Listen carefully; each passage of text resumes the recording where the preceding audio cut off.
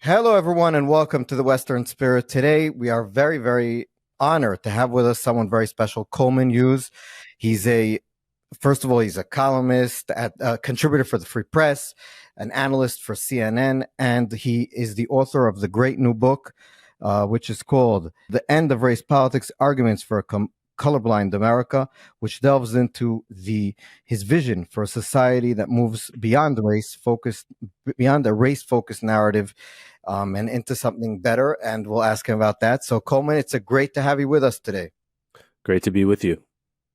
Coleman, let me just, before we get into substantive stuff, which it's also obviously substantive, how do you look at last week's election results, and maybe give us like an overview for people here in Israel, how we should look at what we saw over the past year in the U.S.?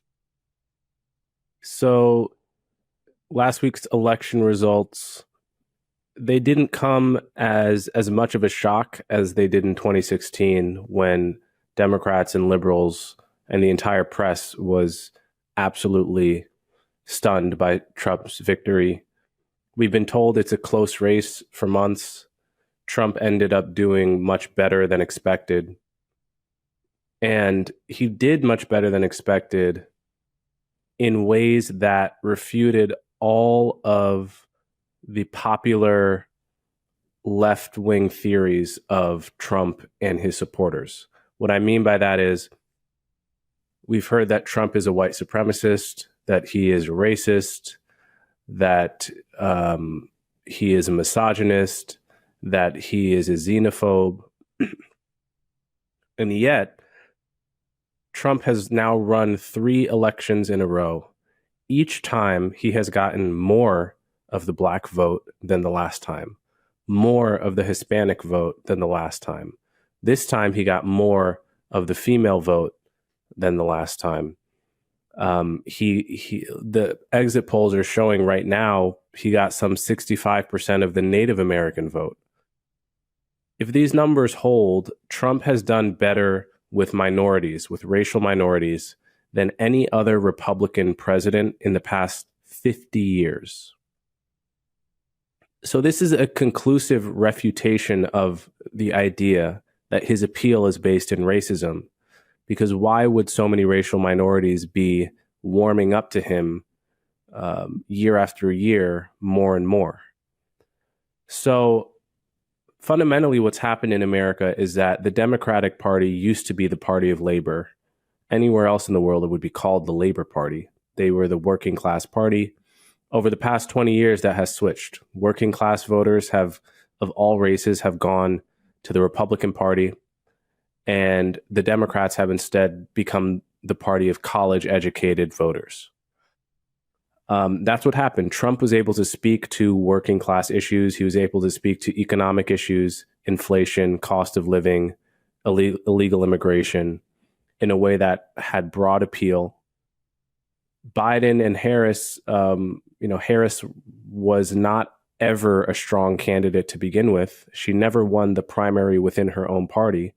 It was only because of the crisis of Joe Biden's age and how that was hidden from the public for far too long, which meant that they didn't have time to do a democratic process and put forth a strong candidate. So you add that all together, and it's close to a landslide victory for Trump. I think it's probably a very good thing for Israel, and for America, we'll have to see. Right. One of the things you maybe didn't mention it, but is that the New York Times reported, and I think you also wrote about it in your Twitter account, is that the best ad for the Trump campaign supposedly was this trans ad. So they would say, Kamala is for they, them, Trump will be for you, or something to that extent. And they said that it played the best from all the Trump ads. This was the one ad they played it in the Super Bowl. They played it in all the football games. Maybe you can explain to us why you think it resonated so much with today's American people. So we've been from Israel looking in at all this woke stuff. We see the protests. We see the, Queers for Palestine, all these types of things.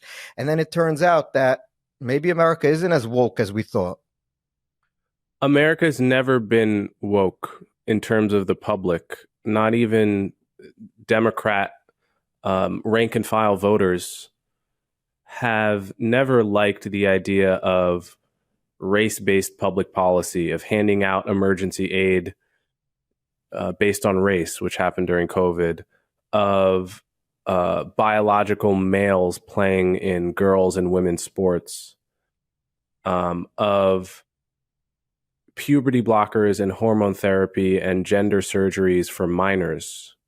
None of these policies have ever been popular with the American public. They've been very popular with college-educated elites in the Democratic Party who are vastly overrepresented in the media. So if you read the American news, you will get the sense that these ideas are pretty popular. In reality, they're not. This is why elections tend to refute wokeness. It's happened over and over and over again. This is also, I don't know if the trans issue is at all big in Israel. It's very important. Yeah, it's not. Okay, good. Well, it's very important in the UK and to some extent in the US as well. Kamala Harris advocated for using taxpayer money to pay for gender transition surgeries for prisoners, for illegal immigrant prisoners, I think. So in other words, if you cross the border illegally, commit a crime and get locked up, she supported my money as a taxpayer going to you changing your gender in prison, right? So this is so far from how people think their tax money should be used. It's so removed from the morality that most everyday Americans have that Trump was able to just campaign on common sense. And in a lot of ways, Republicans are able to campaign on common sense because Democrats are so afraid of the progressive wing of their party that they can't just come out and say, no more males and girls sports, no more this, no, they can't say it because they're so afraid of what the New York Times is going to say the next day. And also about the New York Times, there was a columnist not too long, I think a few days ago, that she said on Comedy Central on The Daily Show, which I used to love, she said to the interviewer that the Democrats need to double down on identity politics, double down on catering to that progressive woke base. Is there any evidence that, I mean, from what you see, just anecdotally, and also in the exit polls that we're seeing now, that you mentioned some of that, is that catering to, one of the things that I saw from here is that Harris had a plan saying that giving black men certain, there was like a economic plan for black men where she would give them weed and different stuff, and it was catered specifically to a race group. And so, is there any evidence that actually could help her if she doubled down on that? No. Well, just to be clear, her numbers were so bad with black men, and Biden's were as well, that she panicked towards the end and did everything she can to try to get the black male vote. And she offered giving licenses to sell weed legally to black men and to give loans preferentially to black men. And then she backpedaled because all of that is unconstitutional and illegal, to saying that she would actually do this for everyone, but it would benefit black men. The whole thing was viewed as a pretty bad misfire. It didn't do what it set out to do. Obama got out there and basically lectured black men for being sexist, saying, I think you guys aren't voting for Kamala because she's a woman.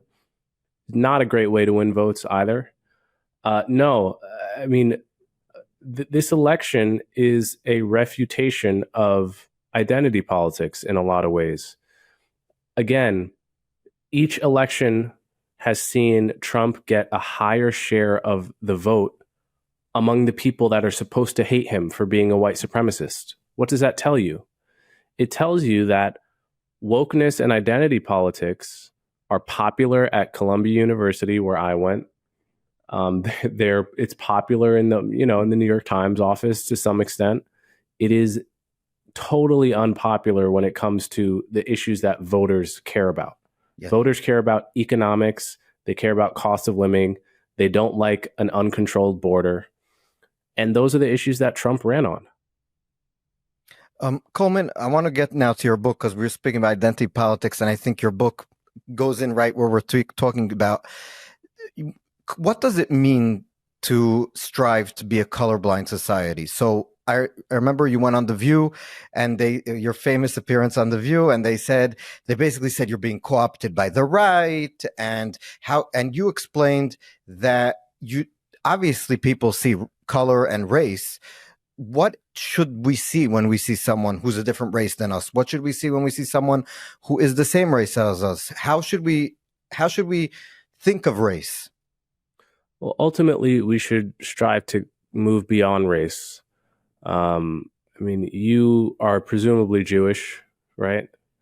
I'm Black and American, but the fact that you're Jewish is no reason to judge you or treat you differently or assume that I know what you think or discriminate for or against you in terms of state policy.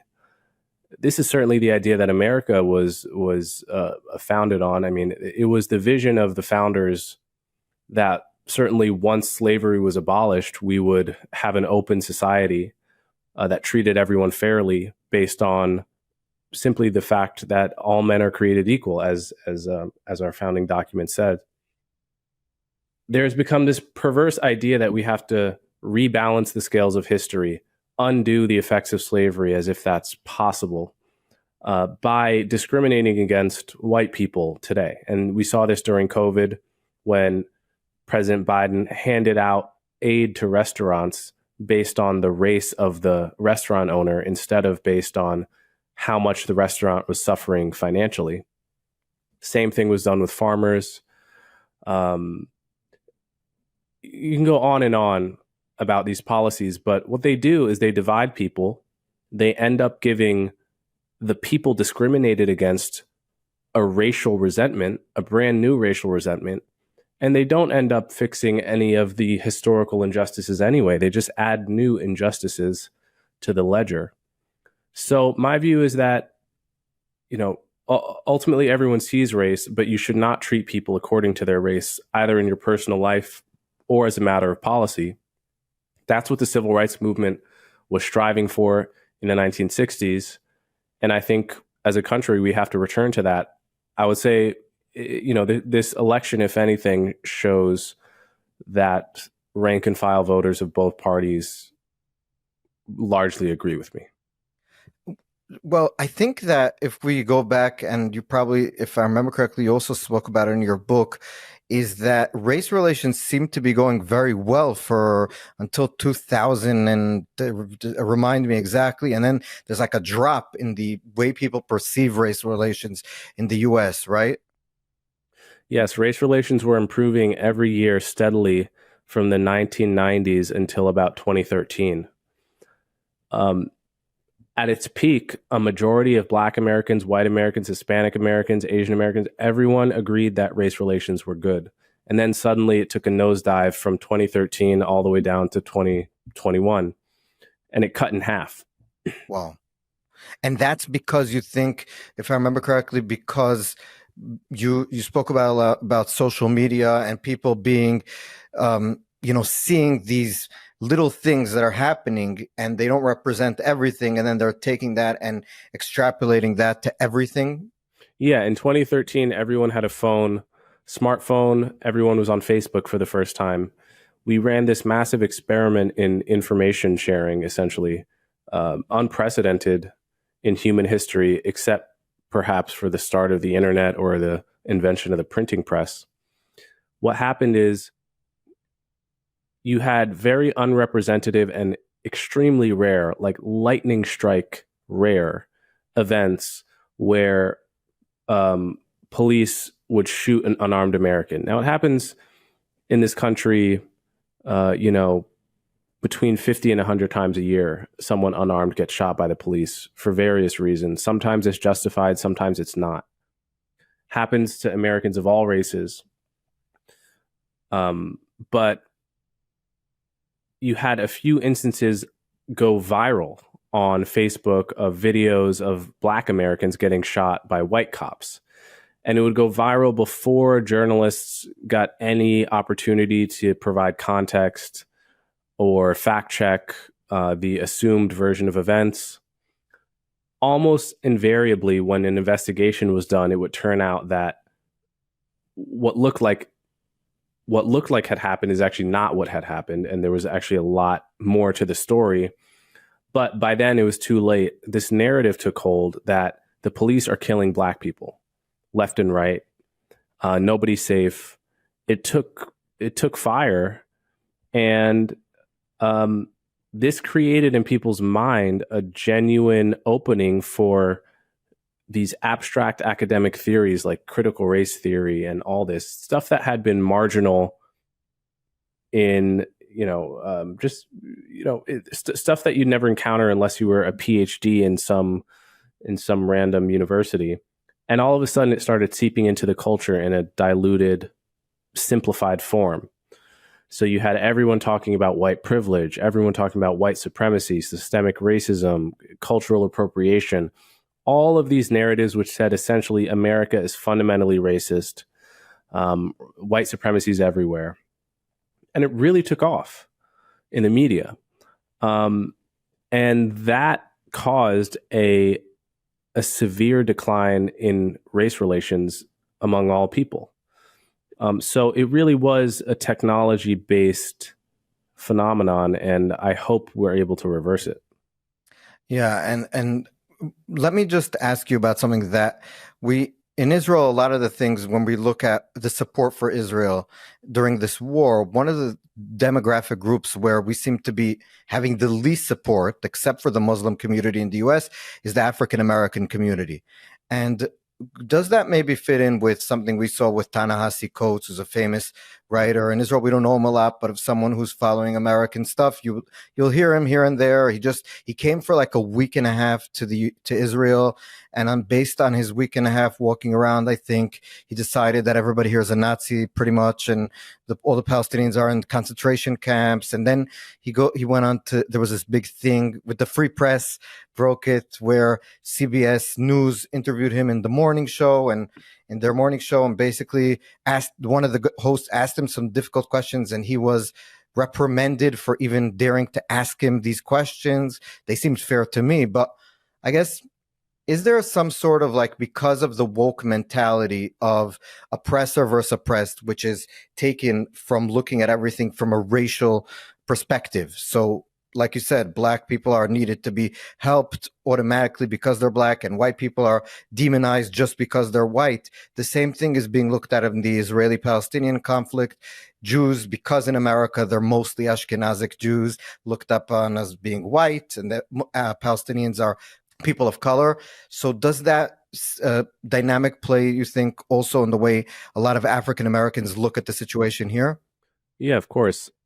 Americans' views of the Israel-Palestine conflict are always about us. They're never about you.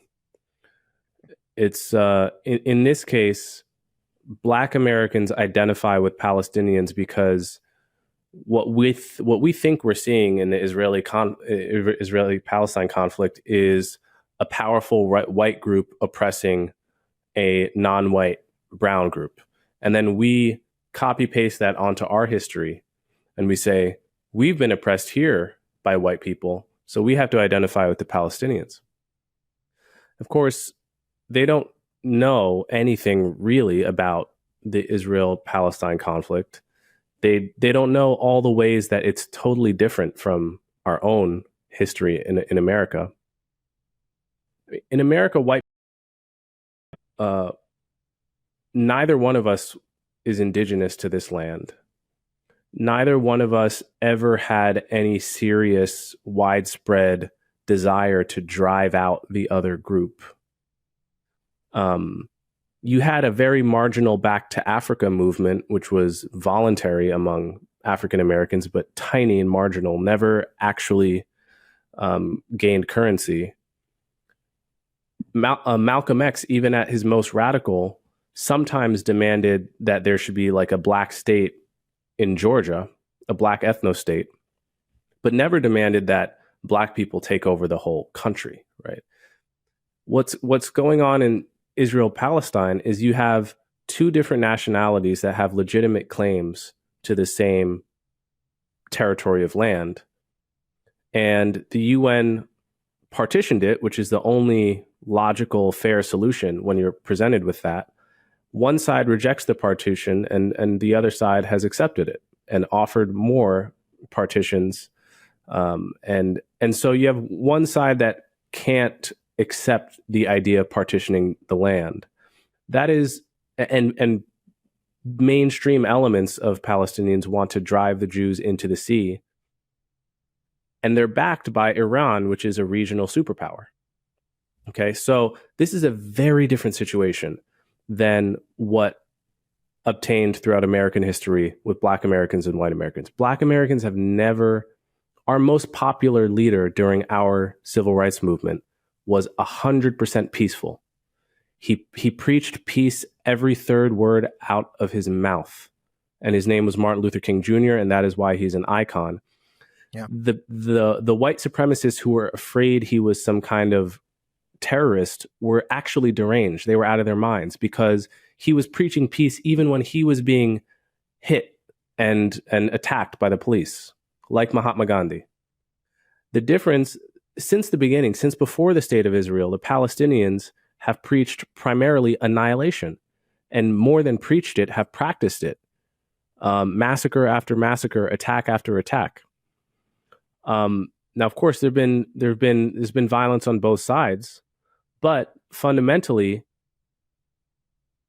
the Jews in Israel have been willing to live in peace and have made offer after offer, where the Palestinians have never been able to accept that the land must be shared. So it's a totally different situation than what we experience here. But really, it's just people just see the color. They see Ashkenazi Jews and they see brown Arabs and they think, okay, that's us.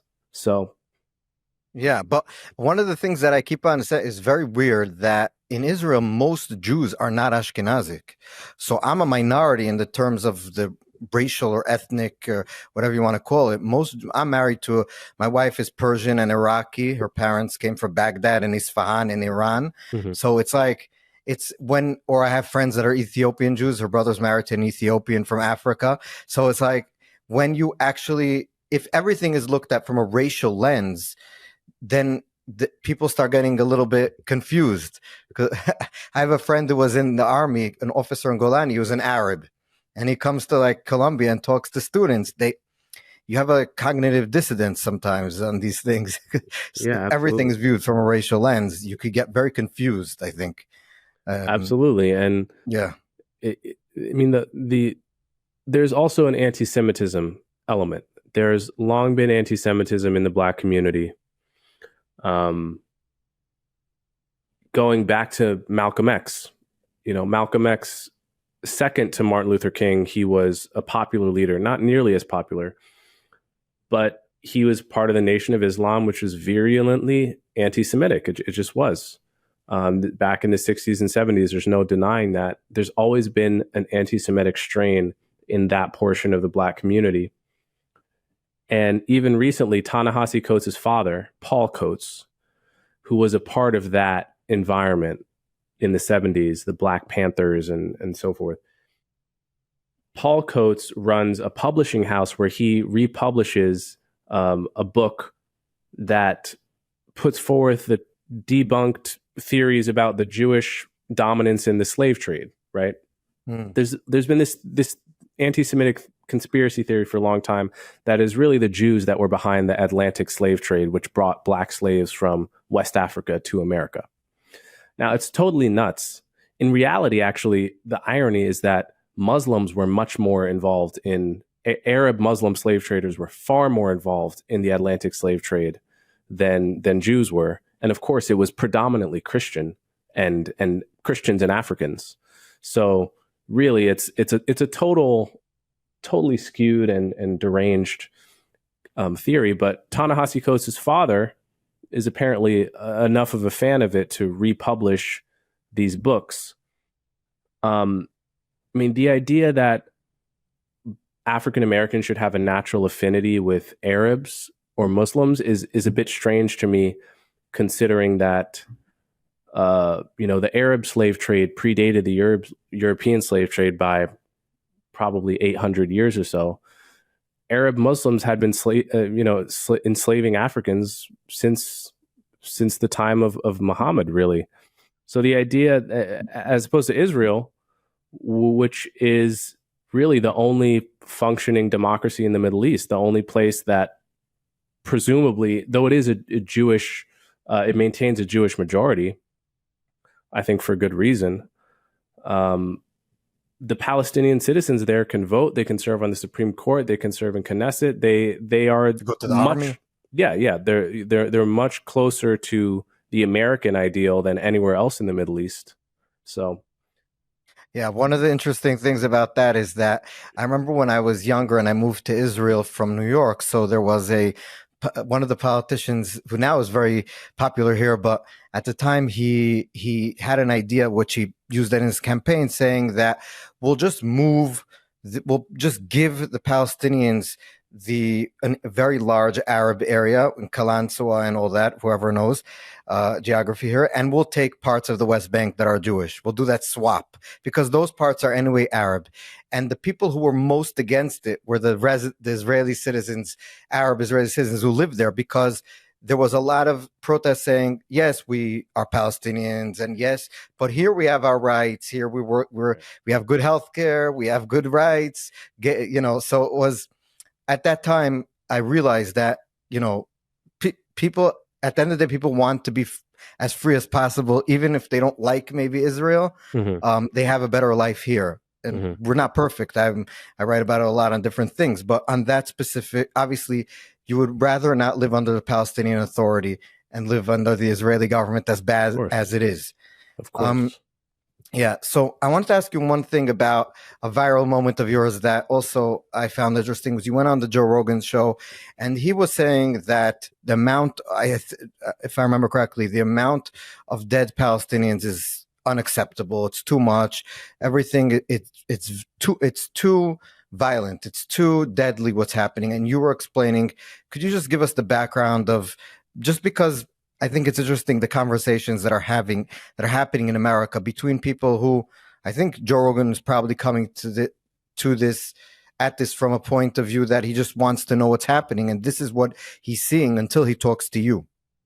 Yeah. So I think Joe Rogan, like a lot of people, come at this issue not liking war. I mean, nobody likes war. Nobody likes especially seeing the consequences of war with their own eyes. This is why it was such a big deal that the Vietnam War could be played on television and people could see it. Seeing it is much different than reading an article about it. Now, what you had with the Vietnam War being on television, you now have times 1,000 with videos on TikTok, right? See videos of corpses it is unimaginable, unimaginably terrible things. And because it's a war in Israel, as opposed to, say, a war in Yemen, which nobody cares about, or a war in Syria, which has killed probably 10 or 100 times more people, but again, nobody cares about, people are seeing it. People are opening their phones and seeing pictures of dead children for the first time in their lives.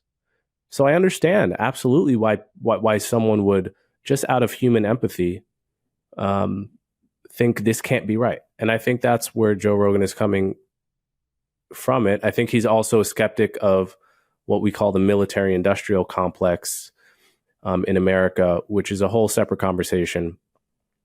But he's default skeptical of whatever the American military establishment is doing in the world, including selling arms to whomever. Go ahead. No, go ahead. Yeah, I was just saying, well, my counter to him is to highlight the fact that, first of all, Hamas is a terrorist organization that terrorizes, more than anyone, terrorizes its own people. Either we just let Hamas continue to terrorize both the Palestinians and do infinite October 7th, or someone has to remove them. And the removing of them is not going to be pretty, not because the Israeli army enjoys slaughtering Palestinian civilians, not because of that, but because Hamas unprecedented really in military history, has spent almost 20 years and enormous amounts of money stolen from foreign aid, entrenching itself, building tunnels that rival, in fact, exceed the London tube system under Gaza, putting weapon stocks in schools, and using its own civilian population as a shield, and more than as a shield, as a sacrifice, because they understand they cannot beat the Israeli army. Everyone knows that. What they feel they can do is beat Israel in the court of international public opinion, because the more Palestinian civilians die, the more they think they are winning the fight in the UN, the fight at CNN and the New York Times and the BBC. That's the only weapon that they have. And so their incentive is to maximize deaths on their own side. So this is a very perverse situation. What Hamas does is, they go across the border, slaughter, rape, and torture Israeli civilians, and then hide behind their own people and say, "Oh, you can't touch us." They use international law. They reverse engineer international law in order to use it as a shield for their own atrocities. So either you allow this to continue, or someone has to remove them and clear the way for a better Palestinian government. And the clearing the way is not going to be a pretty process. They've guaranteed that. Coleman, after the October 7th attack, we saw on the streets of New York, where you studied in Columbia, all these big encampments and protests, and then we saw, I think, and that's probably not that surprising, like what you explained to us in the beginning. That is the culture at these universities. This is what a lot of these students are being taught. And I think there was a convergence between the Students for Palestine, all these Muslim and maybe Qatari funded organizations, and the woke ideology coming together. But was surprising to me was that the Democrat Party sort of caved to a lot of these people. There was the president of the United States, the still current president, at his Democrat National Committee speech, said that the protesters outside had a point. And so my question is, they lost the election. They catered throughout this election to their extremes. Do you think that the Democrat Party will learn from this and, at least on this issue, among others, go to realize that they shouldn't cater to the crazies? No, I don't think so, for two reasons. One, because sadly, Democrats have shown an odd propensity to learn the wrong lessons from defeat. There are two kinds of Democrats right now: the ones that are being honest and the ones that are selling a seductive lie. The ones that are honest are saying, we can't keep doing what we've been doing. We have to change direction. We have to win back the working class. We have to stop alienating everyday people. We have to stop catering to the New York Times and the woke elites. And then the other kind of Democrat is saying, actually, no, everything we've been doing is just fine. The problem is that the American people woke up one day and decided to be evil. And Trump is evil. Everyone who voted for him is evil. For some reason, there is an outbreak of evil. And if we just stay the course, one day the American people are going to wake up from this dream and decide they want to be good again and vote for us. There's a lot of that going around too. So first of all, I don't know if they'll learn the right lesson. Second of all, I don't think that they blame their position on Israel for this defeat. I don't think it is about Israel. I think this defeat was about American politics first and foremost. I think it was about a range of other issues that Democrats alienate voters on. And it was about Trump being a stronger candidate than Kamala Harris. What's happened with the Democratic Party on Israel is just inch by inch, they've become more hostile to Israel. And I sadly predict that that's probably going to continue. One of the things that just want to just dig down on that, one of the things that we heard in Israel is that the reason why the Democrats do not like Israel and aren't as supportive in the Congress as they used to be is because of our prime minister. Because Netanyahu was so hated by the American left, he is bringing it upon Israel that the American left, at least the Democrats, are so much against us. Do you think there's any validity to it? Like, if we had a different prime minister that was more center left, would that make any difference at all? No, it's the exact opposite. People hate Bibi because they hate Israel. Americans, the Americans who hate Bibi, mostly they have that same anti-Israel sentiment. They have bought the narrative that the Israelis are the white people and the Palestinians are the brown people, and the white people once again are oppressing the minorities. Netanyahu is a convenient container for that feeling, but he's not the source of it. And I would bet lots of money on the second Netanyahu is gone, all of those people will continue to say all the same things about Israel. And if there is a Likud prime minister who were ever to replace him, they would say the exact same things they say about Bibi, about whoever comes next. It has nothing to do with Bibi. That's just a convenient pretext. It's similar to the pretext that some Americans say, the only reason I'm harping so much about Israel is because we're aiding them, is because America is aiding them. That's the reason we're so obsessed with Israel and we don't talk about any other country.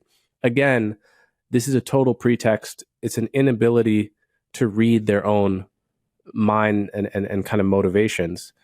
Nobody talks. We help Saudi Arabia, right? We give money to Saudi Arabia. We sell weapons to Saudi Arabia. No one has even mentioned, none of these people have mentioned the war that's been going on in Yemen for the past 10 years, which our weapons have been involved with. And yet they say the reason we care about Israel is because some of those are our weapons. It's a total pretext.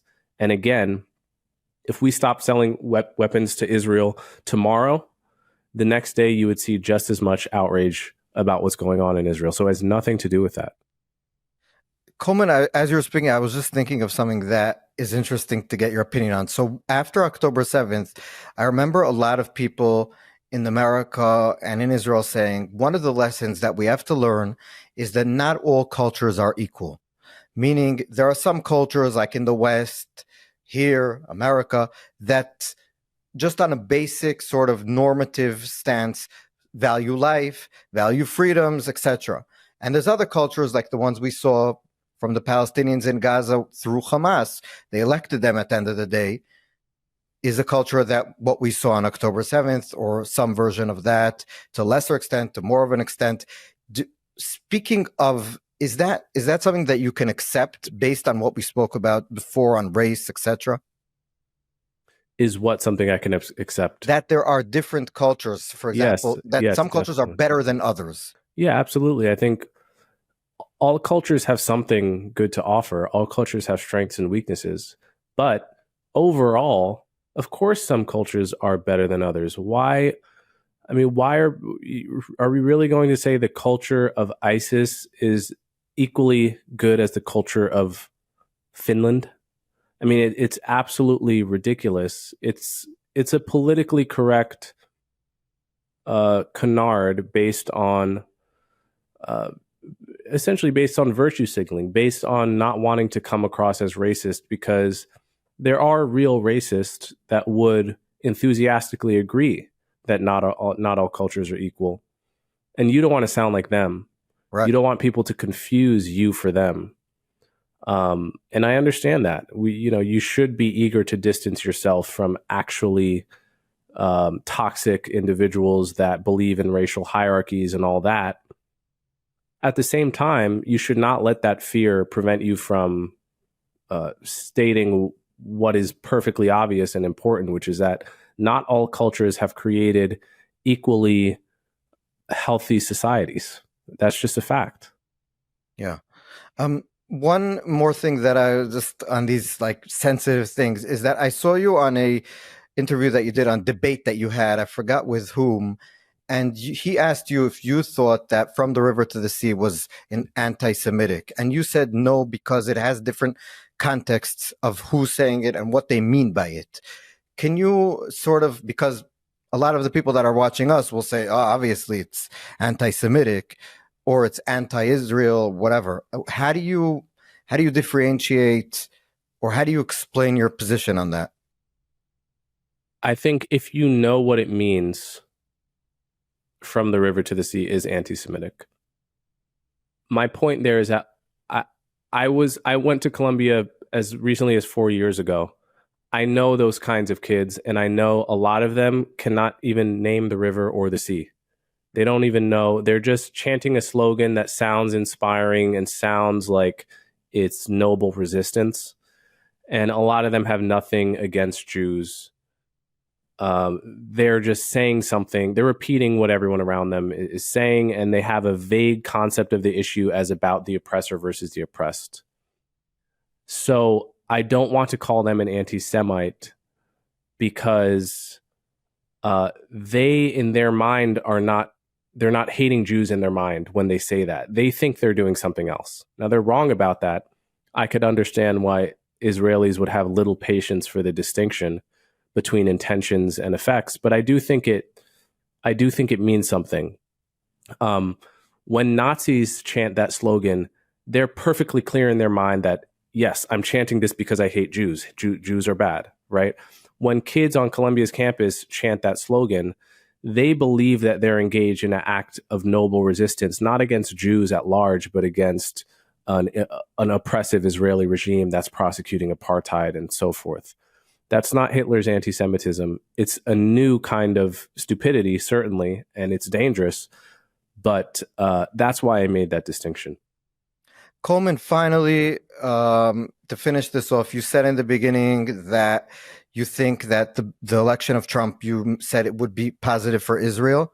But do you think for America, for the West in general, it would be positive? So you mentioned that he was elected because of internal American politics, internal American policy. People weren't happy with the status quo. Do you think the new status quo that he will bring will be in general a positive, or how do you look at it? The short answer is I don't know. The longer answer is that Trump is a high risk, high reward candidate. High risk because he's impulsive. His attention span is short, and his control over his own impulses and emotions is dubious at best. He doesn't have the kind of wise restraint that you would hope a leader would have. High reward because he is willing to break taboos and shake up the status quo in a way that can lead to really good results as well. His foreign policy instincts are basically pretty sound.